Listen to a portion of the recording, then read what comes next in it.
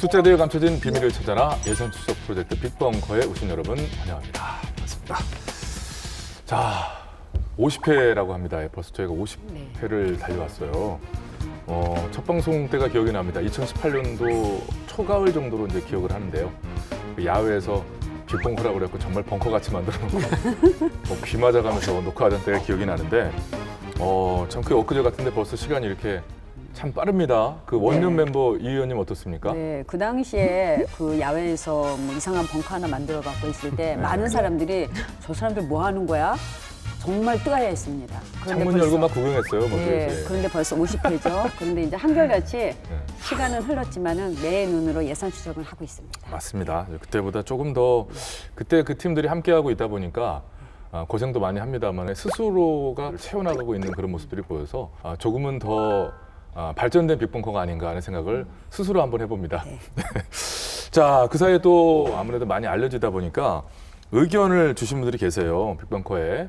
유튜브 이제 하지 않습니까? 그럼 댓글을 달 수 있고 하니까 게시판도 있고 자막을 크게 해달라, 말 좀 크게 해달라, 말을 크게 해달라 뭐 이런 얘기들이 있었어요. 그래서 오늘 이 점에 좀 더 신중을 기해서 방송을 해보려고 합니다. 준비들 되셨지요? 네. 예, 굉장히 긴장하고 있는데 그런 거 아닙니다. 우 박사님 특히 자신 있지 않습니까? 그 음원을 안 그릴 수 있는 그런 거. 네, 오늘 특히 볼륨을 높여보도록 하겠습니다. 그러니까 또 승질대로 또 하시면 또 목소리 쩌렁쩌렁 하시잖아요. 네네. 예, 기대하도록 하겠습니다. 자, 앞으로도 이렇듯 시청자 여러분들의 말씀에 귀 기울이는 그런 빅벙커가 되도록 하겠고요. 변화를 요구하시면 더욱더 그 많은 변화 저희가 꼭 만들어내도록 하겠습니다. 자, 오늘은 평소보다 스튜디오가 더 꽉 찬 느낌으로 이제 출발해 보는데요. 오랜만에 오문범 부산 YMCA 사무총장님 기다려주셨습니다. 반갑습니다. 네, 안녕하십니까. 뭐 굉장히 자주 보는 느낌인데요. 예, 오랜만에 왔는데 사실 저는 자가차 짐에 패널로 가다 보니까 오셨었죠. 예. 거기 있다 보니까 거기가 우리 집 같고 여기는 조금 이웃집 비슷했는데 오늘은 굉장히 분위기가 좋습니다. 저도 열심히 네. 같이 좀 도움이 될 수 있는 그런 목소리를 내보도록 하겠습니다. 고맙습니다. 고맙습니다. 자, 그리고 오늘 새로운 얼굴이 이제 모셨습니다. 부드럽지만 강하다. 사람 좋을 것 같은 얼굴을 하고 있으나 경제 분야에 있어서는 할 말 다 하는 쓴소리 전문가다. 여기 대목이 좀 포인트인 것 같아요. 황선웅 부경대 경제학과 교수님 모셨습니다. 반갑습니다. 예, 안녕하세요. 부경대 경제학부의 황선웅입니다. 뭐 남 괴롭히기 좋아하는 그런 못된 성격은 아니고요. 빅벙커처럼 저도 가급적이면 우리 사회를 더 건강한 사회로 만드는 그런 방향으로 교육과 연구를 진행하려고 노력은 하고 있습니다. 예, 네. 잘 부탁드립니다. 근데 이렇게 그냥 배 갖고는 전혀 쓴소리가 안 나올 것 같은데 말이죠. 오늘 기대해 보도록 하겠습니다. 경제 전문가와 또 시민 대표가 오늘 또 이렇게 모신 거 보면 가게 살림 얘기가 나오지 않겠는가 이런 예상 정도를 해볼 수가 있는데요. 제 예상이 맞을지 먼저 오늘의 예산 액수를 공개해 주시기 바랍니다. 보여주시죠. 네, 오늘의 예산 12조 9,095억 2,900만 원입니다. 정확하게. 야, 오랜만에 굉장히 센 예산이 나왔는데요. 우와. 어마어마하죠. 예, 13조인데요. 대략 예. 경제활동인구 2,822만 명이라고 추산을 해요. 경제활동 인구가 네네네. 취업자, 실업자 합해서요. 네. 그럼 경제활동인구 1인당 45만 7천 원 정도 그렇게 또 나눌 수가 있고 굉장히 큰 돈이네요. 근데 이게 보니까 이제 부산시 예산하고 뭐 한 해 예산과 거의 비슷한 것 같아요. 네네. 아무래도 이 방송을 보시는 분들이 부산 시민 여러분이니까 더 실감을 할 수 있는 게요. 부산시 한 해 예산이 2020년도 한 해 예산이 12조 5,900억 원입니다. 그런데 오늘 예산이 12조 9,095억 원이기 때문에 부산시 전체 한 해 살림과 맞먹는 큰 예산입니다. 굉장히 큰 돈입니다. 부산시의 한 해 예산과도 맞먹는 이 어마어마한 예산을 가지고 오늘 어떤 얘기들이 오갈지 기대가 되는데요. 자, 그냥 지나칠 수 없는 순서. 여기까지 오니까 그냥 지나간 줄 알았죠? 네, 자, 이제 힌트. 오늘 예산에 대한 힌트를 차례로 들어보겠습니다. 오늘 저 오랜만에 계신 또 두 분도 아마 그 얘기를 듣긴 들으셨을 거예요. 예. 지난번 나왔을 때도 뭐 이게 제일 힘들더라고요. 네, 끝난 뒤에 한 줄 평도 힘들어요. 네, 그건 더 힘들고요. 그래요? 근데 어쨌든 제가 한 줄 준비해왔는데 먼저 하실래요? 네, 제가 먼저 하겠습니다. 힌트. 예. 잃어야만 받을 수 있는 돈. 일자리 보호를 위한 사회적 백신. 이계 씨의 제2의 월급입니다. 그렇지, 또 그렇지. 점점 가까워지긴 합니다. 네. 네. 목사님 이렇게 아까부터 눈동자가 딱딱 막 그러니까 사람이 많으니까 또 경쟁 심리가 고민 또 얘기가 발생하네요. 예. 저는 징검다리. 국민들의 삶을 이어가게 하는 징검다리. 이게 저희가 저 힌트엔 등수 안 매기는데 우 박사님 1등이에요. 되게 좋은 얘기고 꼭 그렇게 되어야만 하고. 자, 그렇습니다. 어마어마한 예산이 과연 어떤 예산일까요? 예산 추적 프로젝트 빅벙커 오늘의 주제 공개합니다. 보시죠. 점심한끼는 그냥 막 건너뛰는 그런 경우가 들어 있고요. 7월 7일까지 마지막 희망퇴직을 받는다 하면서 이건 진짜 마지막이다. 그래 압박을 하는 거죠. 퇴직하는 게 오히려 낫지 않냐고 거의 반협박식으로 이 코로나를 핑계로 사실은 더 빨리 직원들을 이렇게 길거리로 저희가 뭐 가족이야. 근데 이제 가족이 아니에요. 저는 바라는 거는 한 가지밖에 없습니다. 일을 하게 해주십시오. 아이들이 보고 싶습니다. 수업을 하고 싶습니다. 일을 하고 싶습니다. 괜한 음살이 아니고 현실이 이만큼 힘들어요. 정부의 3차 추경안이 제출 한 달 만에 국회에서 통과됐습니다. 35조 원이 넘는 사상 최대 규모이고 한 해 3차례 추경을 편성한 것도 48년 만인데요. 코로나가 장기화됨으로 인해서 이제 소득이 낮은 중산층부터 서서히 무너지다가 결국에 중산층 무너지는 내가 기댈 은택이 없습니다. 국가는 있지만은 우리들이 기댈 만한 은택은 우리밖에 없습니다. 지금 현재로는 그렇습니다. 부산 노동자 모두에게 해고 없는 부산을 죽지 않고 일할 권리 쟁취를 위해 위기는 가난하고 어려운 분들에게 특히 가혹합니다. 정부는 경제 위기 상황에서 힘겨운 시간을 보내고 있는 국민들의 고통을 들어드리기 위해 최선을 다하겠습니다. 네, 빅벙커 오늘의 주제 예산 12조 9,095억 2,900여만 원은 구직급여 예산입니다. 그 실업급여라고도 하죠. 갑작스럽게 일을 못하게 됐을 때 정말 유용하게 쓰이는 돈이 바로 이 실업급여인데 이번에 이 실업급여 예산이 3조 정도, 이제 큰 돈이죠. 3조 정도가 추가됐거든요. 황 교수님, 이 사안을 어떻게 보십니까? 예, 한마디로 코로나19로 인해서 당초 예상보다 실업자 수가 크게 증가했기 때문인데요. 그 말씀하셨지만 조금 더 부연 설명을 드리면 실업급여 제도는 우리 고용보험에 가입한 노동자가 실직이라는 일을 겪게 됐을 때 생계 안정이랑 재취업 지원을 위해서 퇴직 전 평균 임금의 60%에 해당하는 금액을 일정 기간 동안 이렇게 지원해주는 그런 제도고요.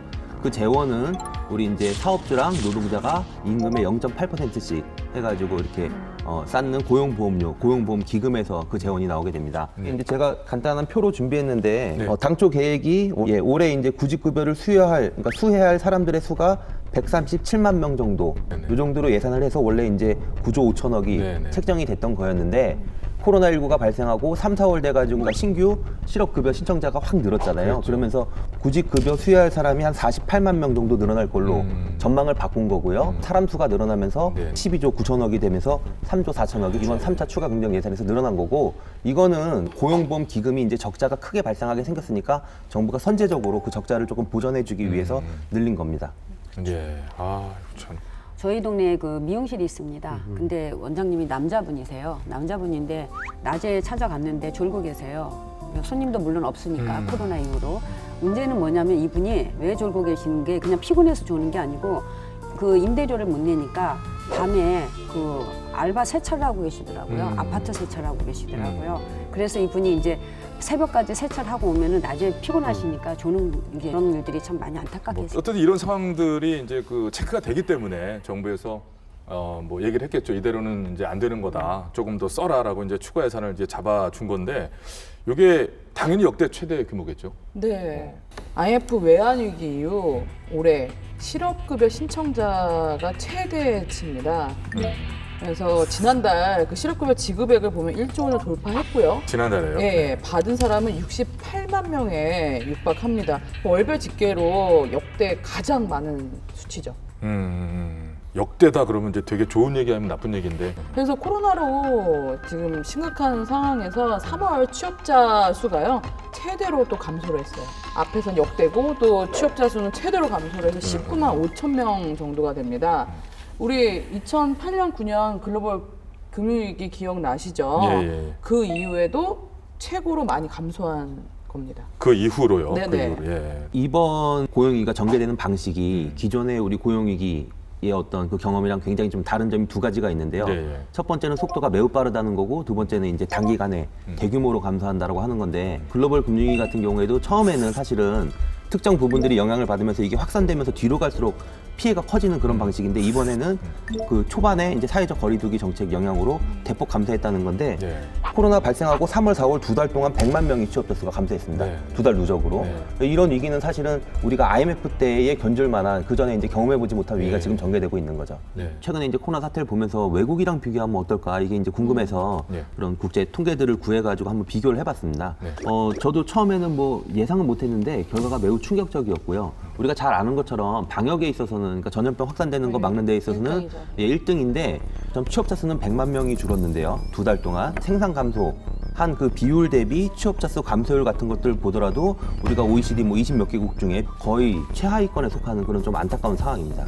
그러니까 방역은 비교적 양호한 실적을 거뒀지만 고용 유지 측면에서는 우리가 실적이 굉장히 미흡하다. 경제 방역은 조금 실패한 측면이 그렇죠. 이게 사실은 뭐 뒤에서도 말씀드리겠지만 사실은 정책의 어떤 차이가 굉장히 컸습니다. 이태리 같은 경우에는 그런 사회적 거리두기 정책을 강하게 하는 대신 기업들한테 해고를 가급적이면 억제하게 하고 정부에서 그거에 대한 지원금을 대폭 이렇게 지원했는데, 우리는 사실은 그 장치가 조금 미흡했던 거죠. 그러면서 이 사람들이 취업자에서 실업자로 이렇게 100만 명 정도가 쏟아져 나오게 된 그런 상황이라고 볼 수 있겠습니다. 처음에 코로나19가 벌어지고 이렇게까지 길게 갈 거라고 예상했던 사람들은 아무도 없을 것 같습니다. 그런데 실제 더 심각한 건 이 사태가 언제 끝날지를 모른다는 거죠. 그러니까 지난 왔던 6개월보다도 어쩌면 앞으로 남은 6개월이 더 심각해질 수 있는 그런 상태이기 때문에 사실 좀 우려가 깊다, 이렇게 말씀드릴 수 있을 것 같습니다. 올해만 놓고만 보더라도 그런 건데요. 사실 이 상황들이 처음에 이렇게 전개되기 시작했을 때 뉴노멀이라는 단어를 이제 듣게 됐어요. 새로운 표준이 될 거다. 그 전으로 돌아가기 힘들 것이다. 아까 지금 황 교수님 얘기하셨지만 이 속도가 너무 빨라 버리니까 대처하기가 어렵죠. 예, 새로운 표준이라고 이야기는 하고 있습니다만 이게 대체 어떻게 해야 되는 건지 혼란에 빠져 있는 상황인 것 같긴 합니다. 네. 자, 이 의원님, 그럼 부산시는 어느 정도입니까, 그 중에서? 네, 부산시를 본다면은요, 부산시 같은 경우에 코로나 이후에 그 실업자가 증가하고 있는데요, 고용률에서 본다면 7대 광역시 중에서 6번째입니다. 그러니까 고용이 그만큼 안 되고 있다는 거죠. 그리고 취업자 수는 전년 동월 대비, 그러니까 2019년 5월부터 2020년 5월까지를 한번 보겠습니다. 대비해갖고 6만 5천 명이 감소를 했습니다. 취업자 수가. 그리고 실업률은 똑같이 전년 동월 대비 1.4% 상승한 2만 3천 명의 실업자 수가 지금 늘어나 있는 상태이고요. 사실 부산시로 고용 동향 5월 기준을 보면은요, 3월에서 4월 넘어가는 이 시점에서 실업자가 대폭으로 증가하고 있기 때문에 참 이게 지금 우리 현실적으로 무서운 현실이라고 지금 받아들이고 있습니다. 아마 이건 계속 지금 증가하는 추이로 나타나고 있습니다. 네, 지금 이 의원님이 부산 얘기를 좀 해주셨는데요. 실제 부산 시민들은 어느 정도 상황인지 저희가 현장을 가봤습니다. 빅벙커가 찾아보았습니다. 보시죠.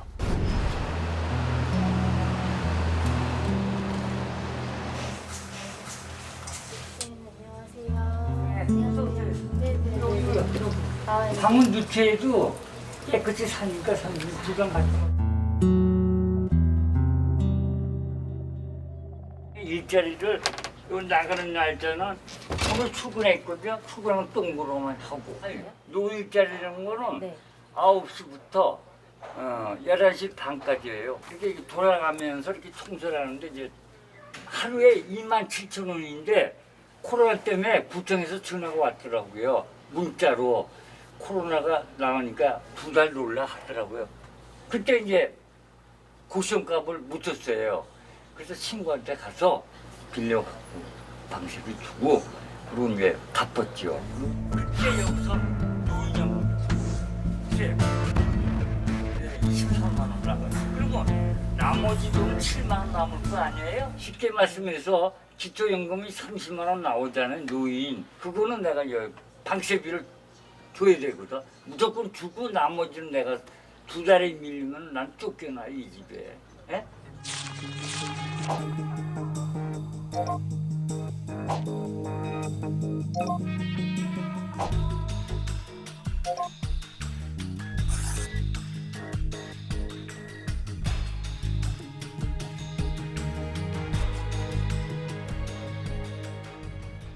식사 어떻게 하시나요? 예, 그래갖고 이제 요구르트하고 이런 빵하고 먹어요. 나는. 그리고 라면하고 요 오뚜기 카레. 여기서 끓여 먹어요. 난 욕다 끓여요. 그래서 오늘 동사무소에서 그걸 주더라고요. 저기 수급자 해준다고, 네? 이게 생각을 하래 나보고. 이거 봐봐요. 이걸 하고 써서 갖다 달래요.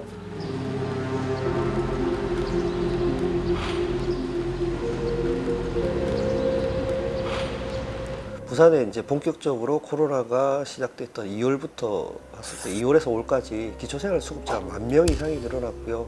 그리고 차상위가 이제 1,300명 정도가 증가할 정도로 기초생활수급자는 기본적으로 부산이 뒤에서 3등이고요. 예, 그 17개 시도 중에 부산이 이제 3위 정도 수준으로 상당히 낮은 상태고요. 부산은 기본적으로 경제 체질이 약해요. 그게 지금 그대로 타격을 직탄을 맞고 있는 거예요. 저도 방금 전에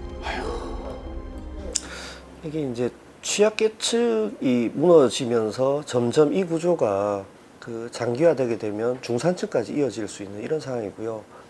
그건 뭐 단적으로 부산에 100만 원 미만의 소득을 가진 가구가 약 한 25% 정도가 되고요. 그 다음에 이제 100에서 200만 원이 이제 약 20%, 200만에서 300만 원이 약 15% 정도 되는 이런 수준입니다. 그만큼 이제 경제 규모가 취약한 계층들이 상당히 많고요.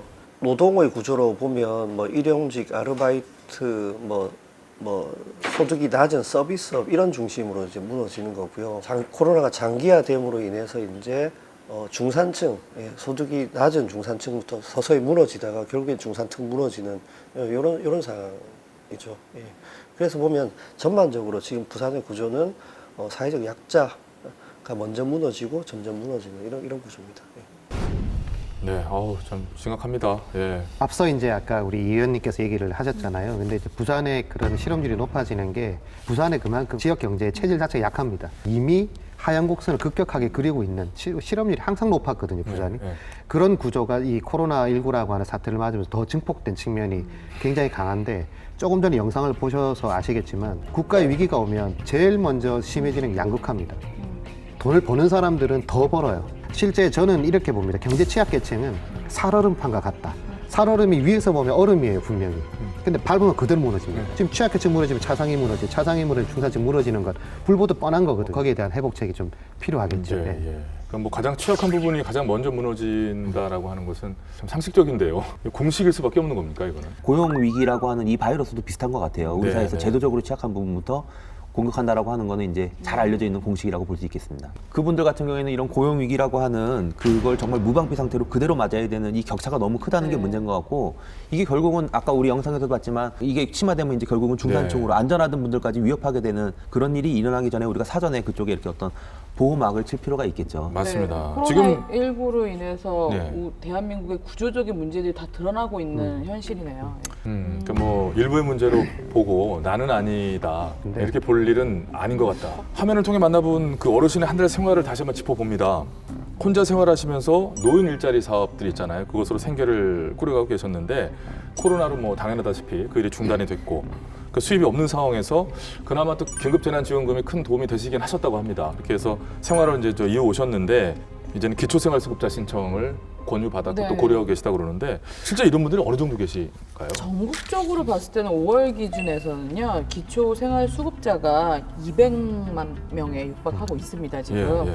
지난해보다 11만 명 정도가 늘어난 수치죠. 지난해 같은 기간 대비해서. 네네. 예. 우리 부산시 그 노인 일자리 그 사업이 4만 9천 개가 있습니다. 그 중에서 약 3만 4천 명 정도가 지금 공익형 사업에 일을 하고 있습니다. 공익형 사업에 들어가시는 분들의 노인들이 거의 대다수, 거의 99.9%가 기초생활수급입니다. 기초연금 수급을 지금 받고 계시는 분들이에요. 이분들은 이 일 자체가 용돈의 개념이 아니라 말 그대로 생활입니다. 그래서 5월부터 그 비대면 사업으로 다시 이 문을 지금 열기 시작을 했습니다. 부산의 경우에 볼 때 5월 기준 현재 기초생활수급자가 작년에 비해서 1만 명이나 지금 늘어난 상태입니다.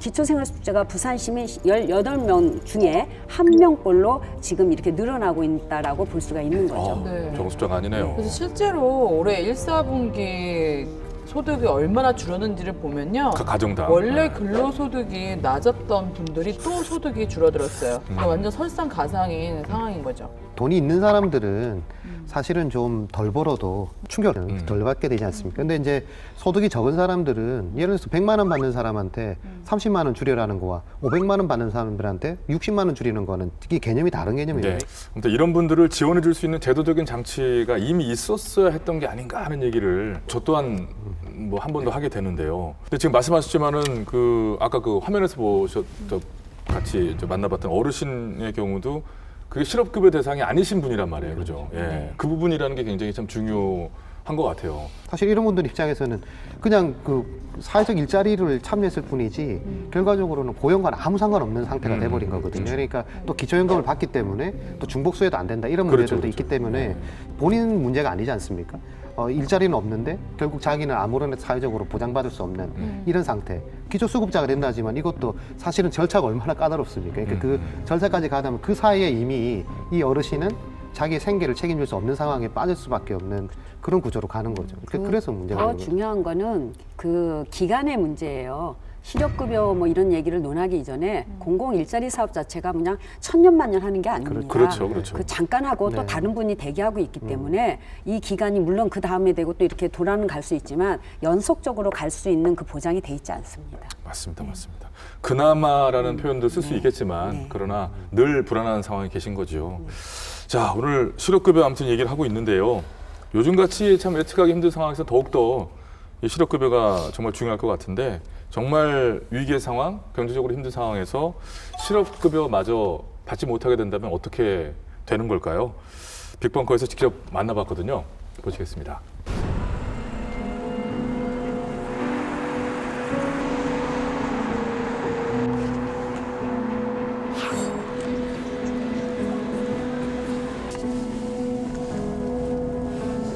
코로나 이전에 평균 수행할 수 있었던 콜이 한 8콜 정도.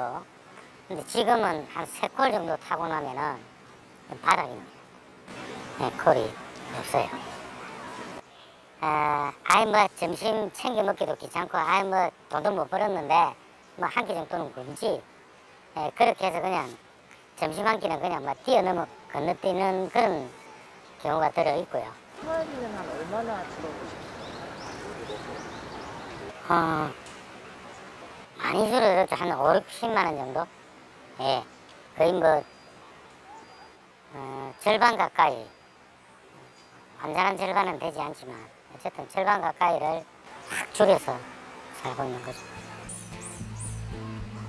은행 내 얘기 나오거든요. 없죠. 6월 달에 33건에서 이 정도가 전체 수입이라고 보시면 됩니다. 네, 이만큼 힘들어요. 이런 수준이에요. 한 달에 7건. 3월, 4월이 제일 힘들었죠. 괜한 엄살이 아니고, 예, 현실이에요.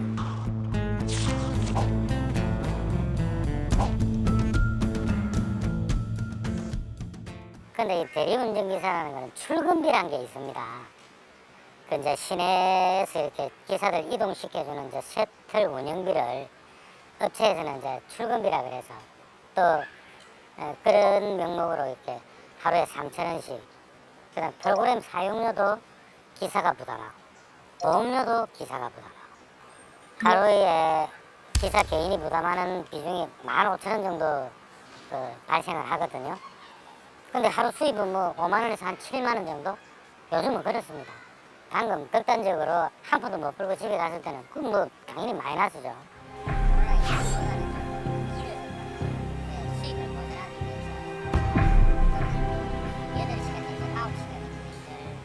뭐 실업급여라는 건 안감생 꿈도 못 꾸고요.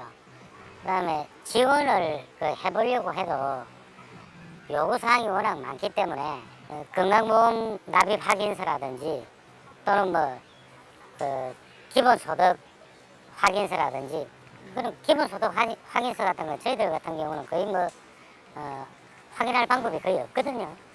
뭐 기본소득 확인서를 어디서 떼서 받습니까?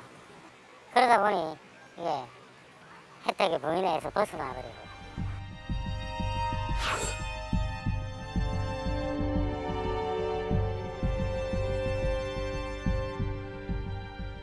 더 무서운 거 업체 일방적인 해고나 업체 갑질이 더 무서워요. 해고란 건 이 대리운전자 해고는 간단해요. 그냥 클릭 한 번으로 끝이 납니다. 그러니까 계정이 삭제되었거나 존재하지 않습니다. 이렇게 나오면 그게 바로 해고입니다. 글자 하나 딱 뜨고 해고. 저래가지고 어떻게 살아? 그러다 보니 이분들이 딱 이제 고용 절벽에 딱 도래하게 되니까 기댈 곳은 고용보험밖에 없는데 아예 안 들어 있었던 거죠, 자기는. 예, 그러니까 그분들 같은 경우 고용보험도 못 받고 노동부에서도 지원해 줄 방법이 없어요. 예, 결국에는 노동자들을 지켜줄 수 있는 그런 어떤 사회 안전망이 무너진 상태에서 오히려 더 보장을 못 받는 노동자만 늘어나는 상황이라는 거예요. 그러면 어쩌든 이거는 정부에서 해결할 수밖에 없다라고 보고 오히려 기업들과 같이 이제 재원을 좀 투자해서라도 노동자들을 살려야 되지 않냐, 저는 이렇게 봅니다. 이 운영에 대한 보상과 대책 마련하라. 부산교육청은 방과후 강사 생계 대책 마련하라. 저희들은 밟으면 꿈떠라는 그런 지렁이가 아닙니다. 저희들에게 정말로 불평등의 아픔을 주지 마시자 부탁드립니다.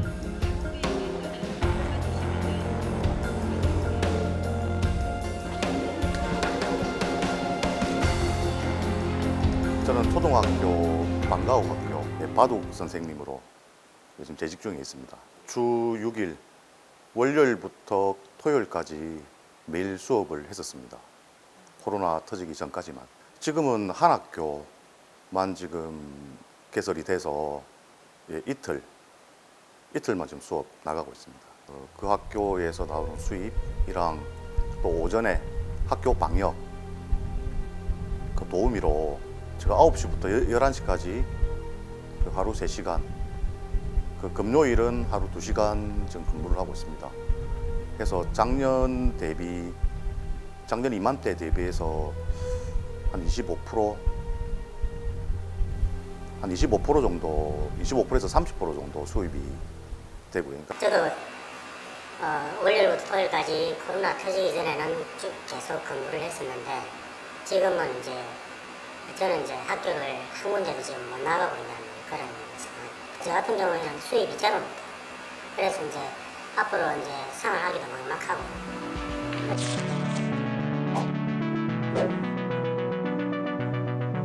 좀 암담한 상황입니다. 저희들은 지금 생활이 어려운 게 문제가 아닙니다. 지금 생존이 걸려 있습니다. 그 정도까지 절벽까지 지금 몰리신 선생님들도 많이 있는 걸로 제가 알고 있습니다. 부산에만 저희들 같은 방과 강사 선생님들이 한 3,000명에서 4,000명 정도, 전국적으로는 한 13만 명 정도 된다고 알고 있습니다. 저는 24년 동안 방과 후 수업을 하면서 저는 학교의 일원이라고 생각을 했었습니다. 지금까지는. 도대체 저는 이제 학교에서는 어떤 존재인지, 방과 후 수업은 어떤 부분을 차지하고 있는지 굉장히 혼란스럽습니다. 제가 기댈 언덕이 있습니다. 국가는 있지만은 우리들이 기댈 만한 언덕은 우리밖에 없습니다. 지금 현재로는 그렇습니다.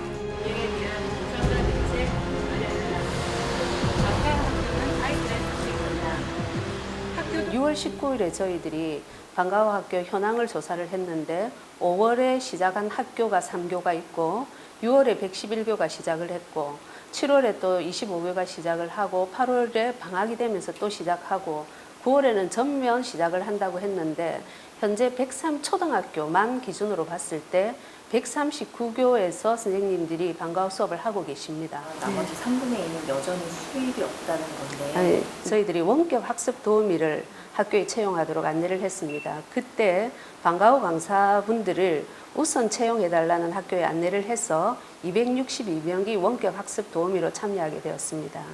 그리고 학교에 코로나19 대응 관련으로 학교 지원 인력이 필요하게 되었습니다. 저희들이 방과후 강사분들을 이 학교 지원 인력으로 우선 채용해달라는 안내를 학교에 2차례 했습니다. 그래서 1, 2차 각각 2,000여 명의 인력이 채용이 되었는데 희망하시는 강사분들이 1차에는 541명, 2차에는 514명이 학교 지원 인력으로 참여하고 있습니다. 그 다음에 이게 연계되어서 지금 8월부터는 부산시에서도 학교에 지원 인력을 보내주시는데 여기도 희망하시는 방과후 강사분들은 학교하고 협의가 돼서 저희들이 명단을 부산시에 보내드리는 걸로 했고 이 사업도 부산시에서 12월까지 가는 걸로 저희들이 알고 있습니다.